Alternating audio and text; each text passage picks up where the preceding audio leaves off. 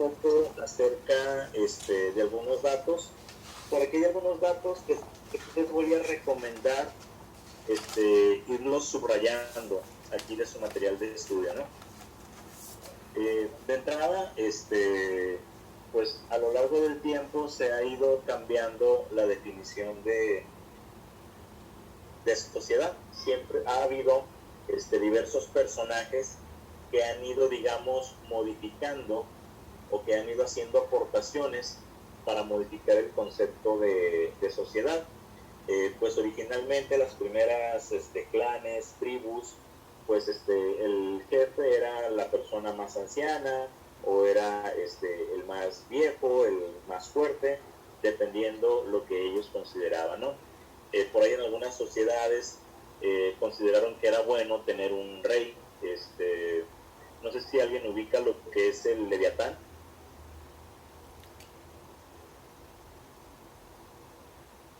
Puro pecador. Bueno, perfecto. Bueno, yo tampoco sé muy bien qué era, pero tengo más o menos la idea, ¿no? Así que se los voy a comentar. Se supone que era un monstruo de 1000 cabezas que vendría a llevarse a los del pueblo de Israel que se portaran mal.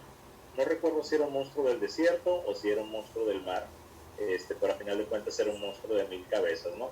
Hubo un personaje llamado Thomas Hobbes, que él escribió un libro llamado precisamente el Leviatán, donde Thomas Hobbes decía que el ser humano vivía en lo que se denominaba un estado de naturaleza, prácticamente en un estado salvaje, donde iban a pelear todos contra todos. Entonces, que algo que tenía que hacer el ser humano para tratar de evitar esta situación de la pelea del todos contra todos, pues que iba a ser la cuestión de elegir un rey. Por ejemplo, en un estado de naturaleza, pues resulta que yo cazaba un animalito para comer, ¿no? Pero resulta que el vecino, pues miraba que yo había cazado un animal y entonces en la noche venía y me robaba carne del animal que yo había cazado, ¿no? Entonces en venganza, al día siguiente yo iba y me robaba las pieles que tenía él, ¿no? Luego en venganza, pues él venía y mataba a mis hijos, ¿no? Pues yo en venganza iba y le mataba a la esposa y total, que aquello era un caos totalmente, ¿no? A eso es a lo que Thomas Hobbes le llamó un estado de naturaleza. Y entonces él dijo que pues bueno, que era bueno que existiera un rey, porque al final de cuentas iba a haber un rey que iba a ser el encargado de poner orden, el de decirnos qué se iba a hacer, qué estaba bien, qué estaba mal. ¿Qué sucedía en el estado de naturaleza? Que yo como ciudadano o como persona le iba a tener miedo a todos. ¿Por qué? Porque en cualquier momento cualquiera iba a poder venir y atacarme tratando de buscar llevarse mis pieles, mis herramientas, mis lanzas, mis arcos, mi comida, y hasta mi esposa si le gustaba, ¿no? Entonces, en ese estado de naturaleza era un estado de pelea de todos contra todos. Thomas Hobbes decía que por eso era bueno tener un rey, porque de esa manera, pues si yo me portaba mal, iban y me acusaban con el rey iba a imponer un castigo. Entonces, ahora ya los ciudadanos iban a tener un mejor comportamiento. ¿Y por qué iban a tener ese mejor comportamiento? Pues porque al final de cuentas ya sabían que si se portaban mal, pues entonces se las iban a ver con el rey. ¿Qué ventaja tenían para mí como ciudadano? Que bueno, en vez de tenerle miedo a todos mis vecinos, ahora le iba a tener miedo nada más a uno, al rey. Entonces, de esa manera se justificaba, por ejemplo, la existencia de los reyes, que muchos reyes podían ser así como que un poquito medio malvados, abusivos, etcétera, pero bueno, a final de cuentas, hubo en algún momento en el cual la sociedad creyó que era una buena forma de organizarse, porque de esa manera, pues iban a evitar el estar peleándose entre ellos, ¿no? Entonces, así a lo largo del tiempo ha habido nuevos conceptos. Alguien dijo, bueno, pues ¿por qué no mejor en vez de un rey votamos por el rey? Y alguien dijo, pues mejor ¿por qué no en vez de votar por el rey, votamos por un gobernante, por un presidente? Y alguien más dijo, bueno, ¿por qué no en vez de un presidente que mande, dividimos los poderes en ejecutivo, legislativo y judicial? Entonces, pues así poco a poco se han ido complementando el concepto que tenemos actualmente de sociedad, ¿no? Bien, aquí en México nosotros vivimos en una democracia representativa. Pregunta, ¿los ciudadanos pueden participar en la elaboración de las leyes? La respuesta es no. Los ciudadanos no pueden participar en las leyes. Quienes se encargan de eso son los diputados y son los senadores. Además de ser una democracia, se dice que es una democracia representativa. Y eso lo pueden anotar por ahí como pequeña nota, como pequeño acordeón. Es una democracia representativa porque elegimos a alguien que represente nuestros intereses. Yo como ciudadano no puedo irme al Congreso de la Unión, no puedo ir a la Cámara de Diputados a proponer una ley, pero sí voy a votar por un diputado o por un senador que me va a representar y que va a representar los intereses del pueblo. Bueno, se supone, en teoría, ¿no? Que va a representar los intereses del pueblo y que entonces ese representante mío, llamado diputado, llamado senador, va a participar en la elaboración de las leyes. Se supone que él sí va a participar en la elaboración de las leyes y precisamente se supone que esas leyes deben de buscar el beneficio del pueblo, ¿no? Bien, aquí en México tenemos tres poderes. Tenemos el ejecutivo, tenemos el legislativo y tenemos el judicial. ¿Cuál representa el ejecutivo? El presidente de la República. El presidente de la República, ese pónganlo como acordeón. Ejecutivo, presidente de la República. El legislativo. Eso creo que son los diputados, ¿no, profe? Diputados y senadores, es el Congreso de la Unión. Los que se encargan de legislar, los que se encargan de hacer las leyes. Legislativo es el Congreso de la Unión, que está formado por Cámara de Diputados y Cámara de Senadores. ¿Por la Cámara Legislativo es qué? Congreso de la Unión. El Congreso de la Unión, que sería la Cámara de Diputados y la Cámara de Senadores. Los diputados que le llaman los federales, ¿no? Serían. ¿Son los que están en huelga en el Zócalo? No, esos son, bueno, mejor me ahorro el comentario, pero no, esos no son. Ni siquiera están en huelga, ¿eh?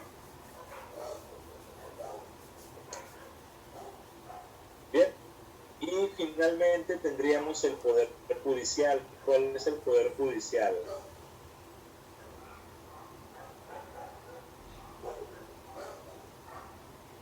¿Las leyes? ¿La policía? ¿No? El Poder Judicial sería la Suprema Corte de Justicia.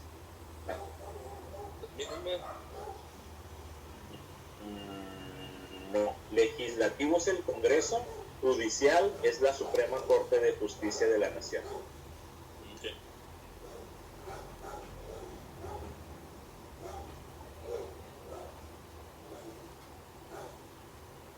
Esos son cuatro, la democracia, que es la representativa. No. Poderes son tres. La forma de gobierno es democracia. Esa sería la forma de gobierno, democracia representativa. Y los poderes serían ejecutivo, legislativo y judicial. Ejecutivo, el presidente de la República; legislativo, el Congreso de la Unión; y judicial, la Suprema Corte de Justicia de la Nación.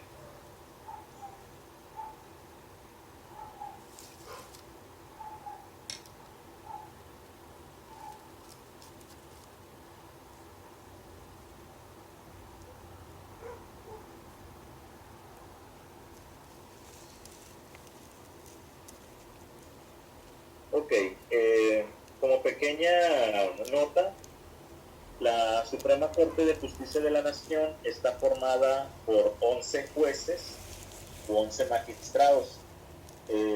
Hace por ahí un par de años, cuando entró el PG, pues resulta que sacó una ley donde decía que nadie podía ganar más que el presidente. ¿Cuál es la situación? Pues que resulta que estos ministros o estos jueces de la Suprema Corte de la Justicia estaban ganando sueldos que andaban por arriba de los 200,000, 300,000 pesos al mes. ¿Sabían cuánto costaba un kilo de tortilla? Ándale. Entonces, por ejemplo, son 11 magistrados, 11 jueces, y ellos duran en su cargo durante 15 años. Se supone que son 11 para que en dado caso de que haya una votación no pueda haber empate. Ellos trabajan 15 años y después de que trabajan esos 15 años se quedan con una pensión como los expresidentes, ¿no? Que es equivalente al sueldo que tenían cuando trabajaban ahí. ¿Por qué se supone que tienen tan buen sueldo? Pues se supone que es para que no tengan tentaciones de corrupción, por ejemplo, ¿no? Entonces se supone que con su sueldo tan grande o tan elevado, ya no tendrían las tentaciones de que les dieran alguna mordida para algo, ¿no? ¿Pero todavía lo hacen? Pues lo que pasa es que son jueces, no es el juez con el que te llevan por haber atropellado al vecino, ¿no? O no es el juez Por delitos más graves. por haber asaltado un Oxxo. Sí, Son por jueces. delitos más graves. ¿Mande? Son por delitos más graves. Si le das una mordida y te aclaran el juicio, hasta ganan por ti. No, de hecho no. Estos jueces son jueces que se encargan de interpretar las leyes. Esa es la función de ellos, interpretar las leyes. Por ejemplo, hay muchas cuestiones que anteriormente no estaban consideradas en la Constitución. Por ejemplo, algo típico, ¿no? Y algo que se acaba de legislar hace poco. Antes no estaba considerado como delito, por así decirlo, robar el pack de alguien, ¿no? Porque al final de cuentas eso es algo que hace 10 años no existía todavía. El tomarse fotos privadas con un celular y compartirlas en redes sociales era algo que hace 10 años no existía. Entonces, por ejemplo, entró por ahí alguna controversia con la Suprema Corte, donde ellos dijeron, pues se tienen que hacer leyes y se tiene que castigar al que cometa este delito, ¿no? Hay muchos delitos que son nuevos, precisamente por el avance de la tecnología. Hay delitos cibernéticos, hay delitos bancarios, que antes no estaban considerados. Entonces, por ejemplo, si un juez normalito no sabe qué hacer, pues entonces hay que generar una controversia en la Suprema Corte de Justicia de la Nación y es quien se encarga de resolverlos, ¿no? Un ejemplo de hace unos 4 años aproximadamente, hace unos 4 o 5 años, sucedió el caso. Se supone que las personas en México no pueden utilizar las drogas para fines recreativos, como por ejemplo la marihuana.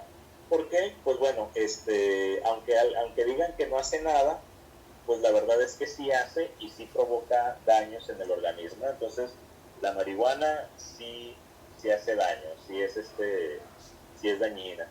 Entonces, la finalidad de la Constitución de castigar a las personas que utilizan droga es precisamente para que no dañen su organismo.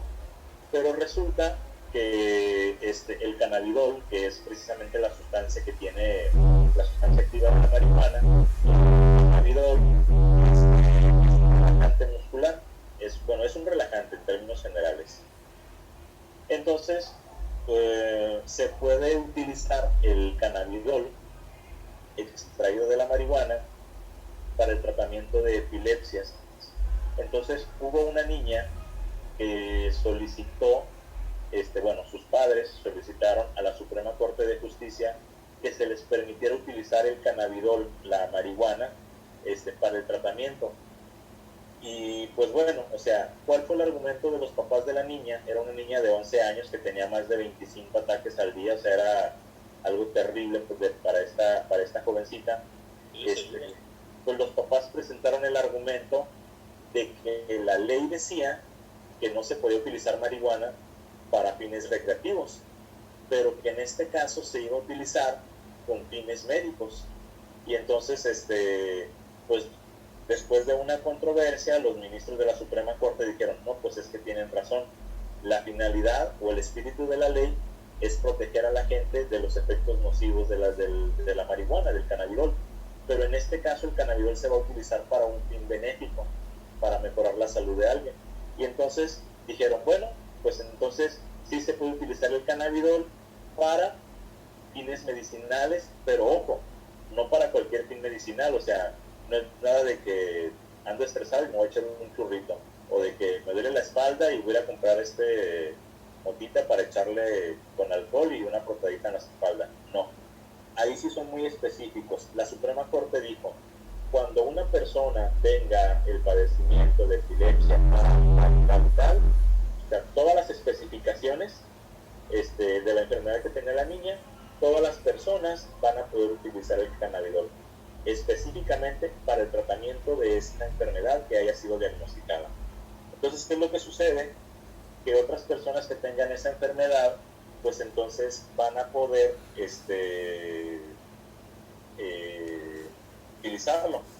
Pero, por ejemplo, cualquier persona nada más que porque diga, no, es que ando estresadito, quiero un churrito, no. La Suprema Corte ya determinó cuáles van a ser las condiciones en las cuales sí se puede utilizar el cannabidol.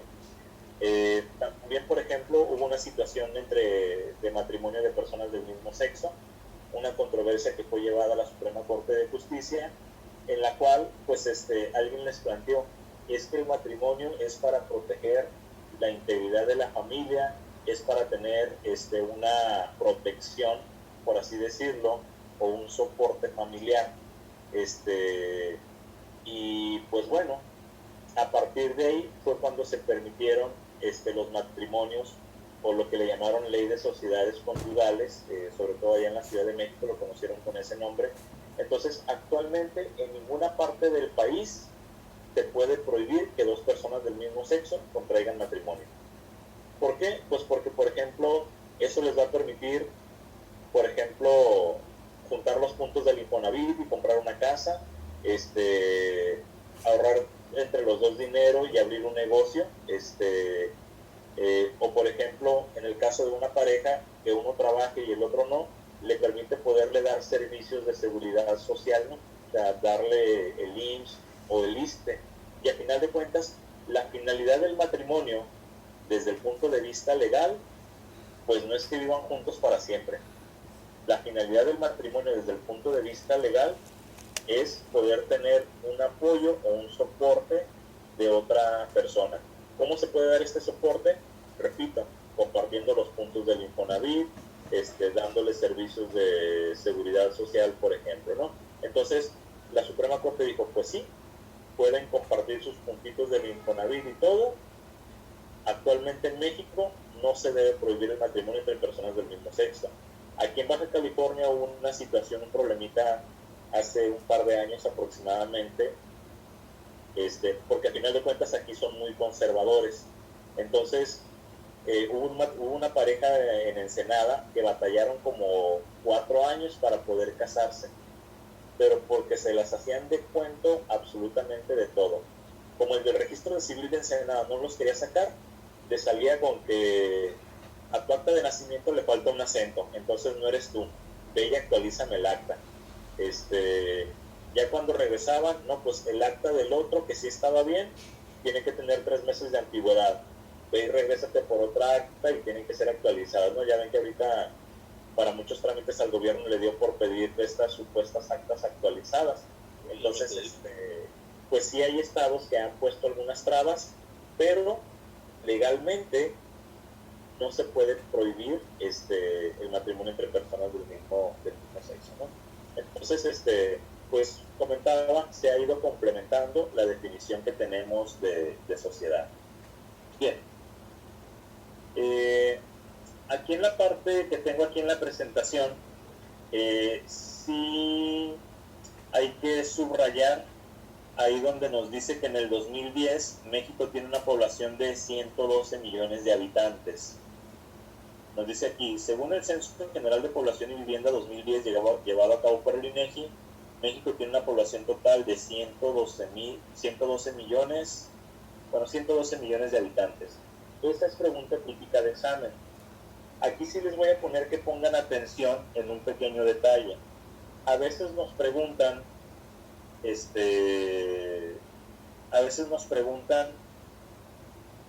mejor dicho, viene esta pregunta y nos dice 2010. Y una de las opciones dice 112 millones y la otra opción dice 120 millones.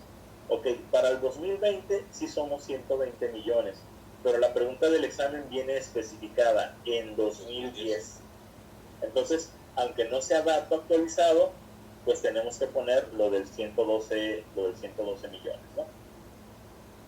Bien. Después viene por aquí la cuestión de actores sociales.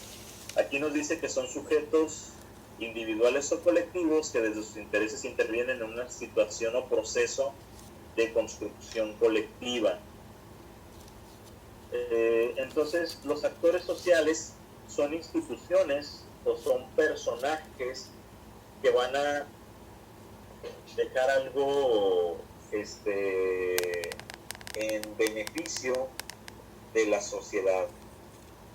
¿Se les ocurre algún nombre de un actor social? No. Debe estar vivo, profe, porque pues, No necesariamente. lo único que recuerdo, no sé, por ejemplo, los de la historia, pues el Villa, Benito Juárez, no sé.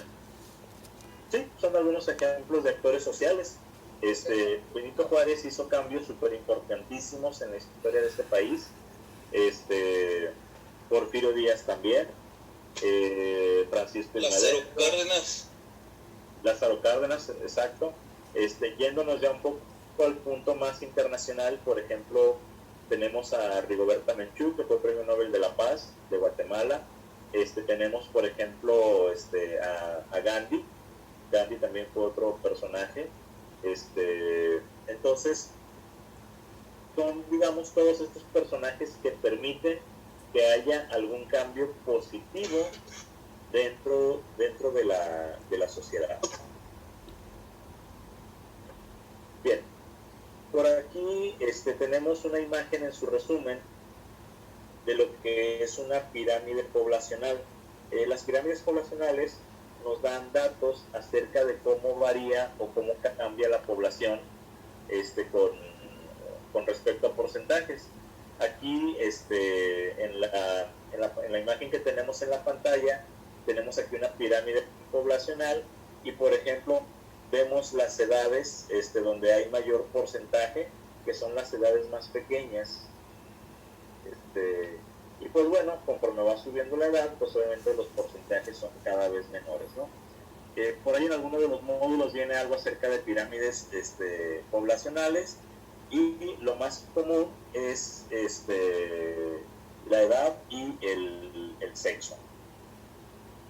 Bien. Cuestión. Lo que se le llama razón de sexo. La razón de sexo es la proporción que hay entre hombres y mujeres. Les comento, aquí en México sí hay más mujeres que hombres, pero en realidad la diferencia no es mucha, no es muy notable. Hay aproximadamente unos 2 millones más de mujeres que de hombres, y pues bueno, eso tiene varios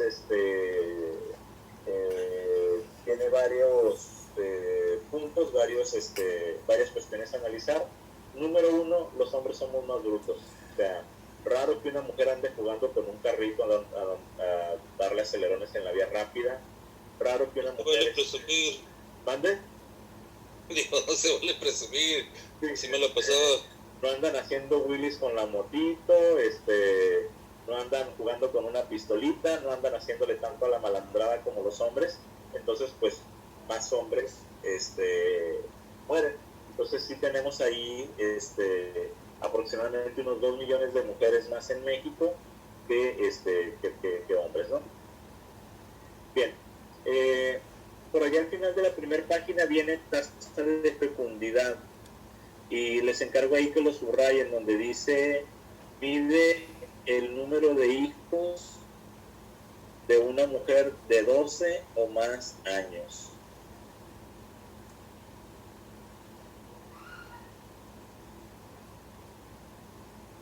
De 12 años. Y lo que pasa es que se considera De hecho, el criterio de los 12 años se utiliza también para lo que le llaman población económicamente activa. La población económicamente activa son los que tienen de 12 años en adelante y que ya trabajan, tengan seguro o no, o sea, trabajo formal o informal. Bien, la fecundidad ha cambiado en México. En los años 70 pues andaban en un promedio de 7, 8 hijos, y actualmente pues andamos en un promedio de 2. Ha bajado muchísimo debido a lo que se le llaman políticas poblacionales. Anteriormente decían haga patria, y haga patria era tenga muchos hijos, y si puede, lléveselos para el norte. ¿Qué es lo que sucedía? Anteriormente el gobierno mexicano tenía miedo de que los gringos siguieran recorriendo el cerco un poquito más para abajo. Entonces le decían a la gente, pues tenga muchos hijos y lléveselos para el norte, ¿no? O sea, hacia Baja California, Sonora, Chihuahua, Monterrey. ¿Por qué? Pues porque sí tenían este temor de que los gringos siguieran bajando el cerco. De hecho, incluso todavía hace alrededor de unos 120 años, 100 años aproximadamente, hubo una invasión aquí a la ciudad de Tijuana. Por ahí se les da la cuestión de leer, pueden tratar de buscar ahí la invasión, lo que se le llama la invasión filibustera. Entonces, a la gente prácticamente le regalaban los terrenos también por acá en el norte. ¿Por qué? Pues porque son terrenos prácticamente desérticos, ¿no? Entonces, son terrenos donde se da poco la agricultura, que es una de las principales actividades económicas aquí en México. Y entonces, pues, decían, tenga muchos hijos y lléveselos para el norte, ¿no? Bien, el alfabetismo es un indicador de lo que se le llama índice de desarrollo humano. El índice de desarrollo humano mide el acceso a educación, salud y servicios. Esto sí, por favor, no viene por aquí en el resumen, entonces sí le voy a pedir que lo anoten. Que era salud, Educación,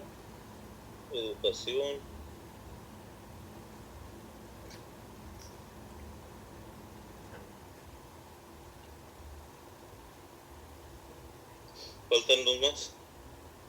esperanza de vida,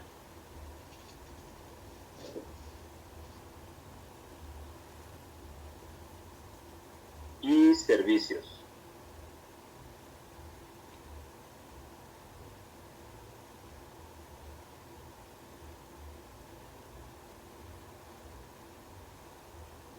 Aquí en la cuestión de servicios, pues sí hace referencia, por ejemplo, a los servicios públicos. Un indicador de las economías de los países es el Producto Interno Bruto, el PIB. El Producto Interno Bruto es todo el dinero que genera un país en un año. Pero ojo, que un país tenga un Producto Interno Bruto no necesariamente quiere decir que la economía del país esté bien. Por ejemplo, México.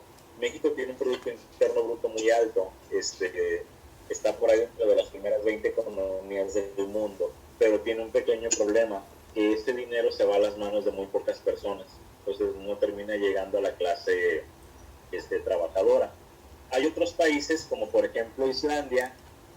Islandia tiene un Producto Interno Bruto bajo, pero es porque viven pocas personas, es un país con poca población.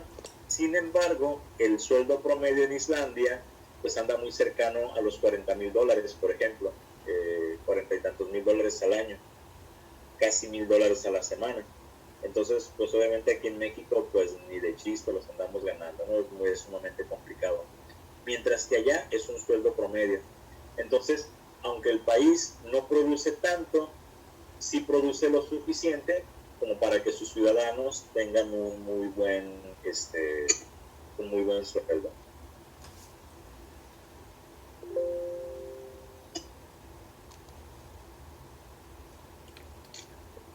Bien.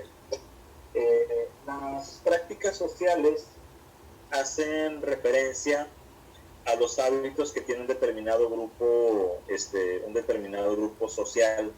Entonces, Esto aquí a lo que va a hacer referencia son a cosas o a situaciones que se dan en una determinada comunidad, pues a forma, digamos, de usos y costumbres, ¿no? Por ejemplo, en algunos lugares se acostumbra tener, por ejemplo, que las chicas se casen desde muy jóvenes, y no hay ningún problema en esta situación, ¿no? Entonces, las prácticas sociales son cosas que un grupo social considera que están bien y que las realizan sin ningún inconveniente, ¿no? A lo mejor, por ejemplo, hay gente que no le causa ningún problema tirar basura en la calle, y todo el mundo lo hace y vemos las calles sucias, ¿no? Y no pasa nada. Hay gente que no tiene ningún problema en, por ejemplo, barrer con con la manguera, ¿no? A manguerazo, y no pasa nada, ¿no? Entonces ellos consideran que esa parte está bien. Bien, esta semana, pues les comento nada más para finalizar, esta semana vamos a llevar las fichas de solicitud. Ya van a quedar exámenes programados para el día 8 de noviembre, domingo 8 de noviembre. Les comento, los exámenes van a ser en el CECITE 1, que está por la Macroplaza más o menos, a las 10 de la mañana. Y pues, ahí por favor le comentan a los compañeros, denles carrilla. Afortunadamente se reactivó el programa, pero sí requerimos que asistan, que le echen ganitas. A final de cuentas hay que funcionar como un equipo, que se conecten los compañeros, y pues estar presentando los exámenes y estar estudiando, ¿no?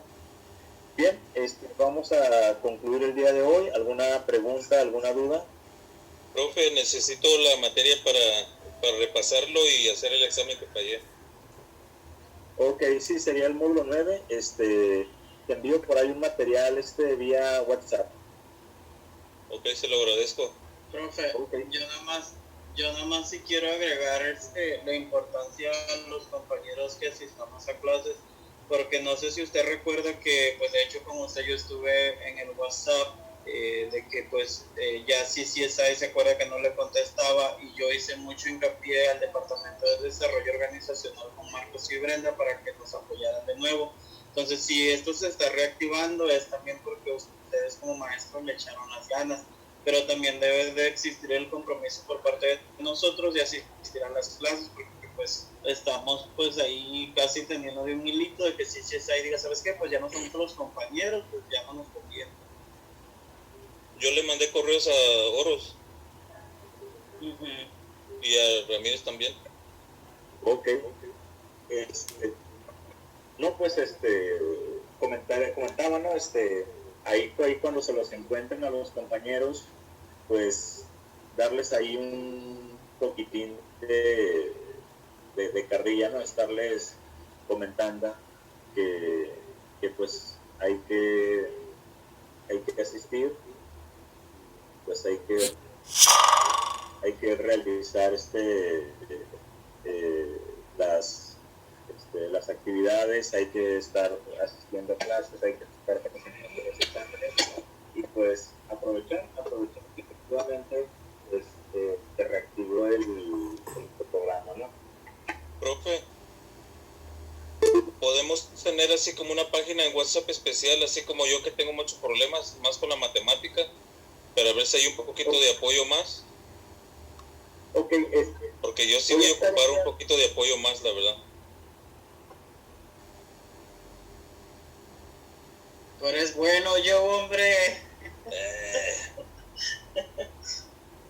Sí, ocupo ayuda, Oli.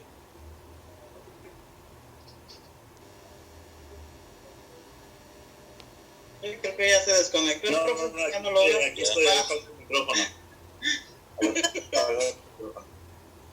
No, pues se va a estar enviando por ahí algunas actividades adicionales, pues sí, sobre todo para quien tenga inconvenientes. Entonces vamos a tratar de hacer todo lo posible en apoyarlos para que acrediten, para que les vaya bien, y pues por la parte de ustedes pues echarle todas las ganitas, ¿no? para poder acreditar. Parece bien, tengo una pregunta sobre el examen. Yo voy a estar de vacaciones, me voy a ir de la ciudad el 7 de noviembre.